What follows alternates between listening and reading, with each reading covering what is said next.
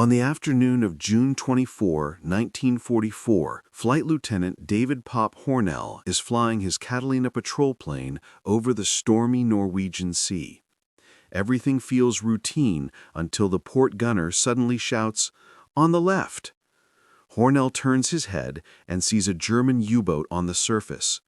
"I see it," he says, hitting the alarm. The Catalina swings toward the submarine with 4 depth charges ready. Below, U-boat 1225 reacts instantly. Commander Ernst Sauerberg orders his men to turn and open fire. Heavy 20mm and 37mm shells burst around the Catalina, shaking it violently.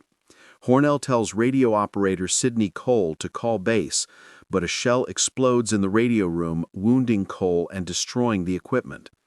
Cole keeps trying anyway, not knowing the radio is dead. The German fire grows heavier. Tracers streak past the cockpit. Chunks of the Catalina's wings break away. A burst of flak sets the starboard engine on fire. The second pilot shuts it down, but a fuel leak keeps feeding the flames. Smoke pours through the aircraft. The nose gunner fires back to cover the run until his gun jams. Still burning, the Catalina dives in. At the last second, Hornell corrects his attack as the U-boat turns. The depth charges drop cleanly. Seconds later, the submarine is destroyed. But the Catalina is finished. The burning engine tears itself apart. Hornell knows they cannot make it home. "We're going down! Brace!" The sea is brutal. The first impact bounces the plane off the waves. The second hits like a hammer. The shattered Catalina slides to a stop. "Get out!" Hornell orders. The crew inflates 2 dinghies and struggles into the freezing water. Cole tries to return for the radio, but the burning aircraft explodes and sinks.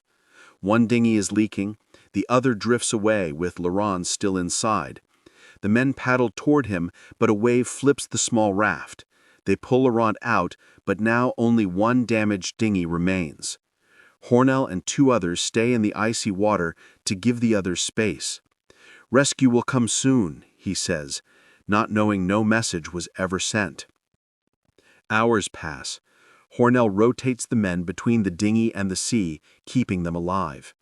At last, a Catalina appears overhead. They fire flares. The third is finally seen. The plane signals that help is on the way, but waves keep slamming over the survivors, flipping the dinghy again. Cold slowly claims Laurent. The men try to keep him awake, but he slips away.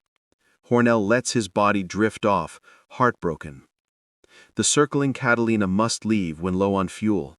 Later, a bomber drops a wooden lifeboat, but strong winds push it out of reach.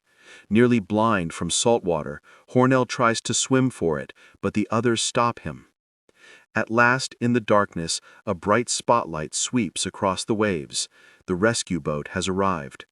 After 21 hours in the freezing sea, the survivors are pulled aboard.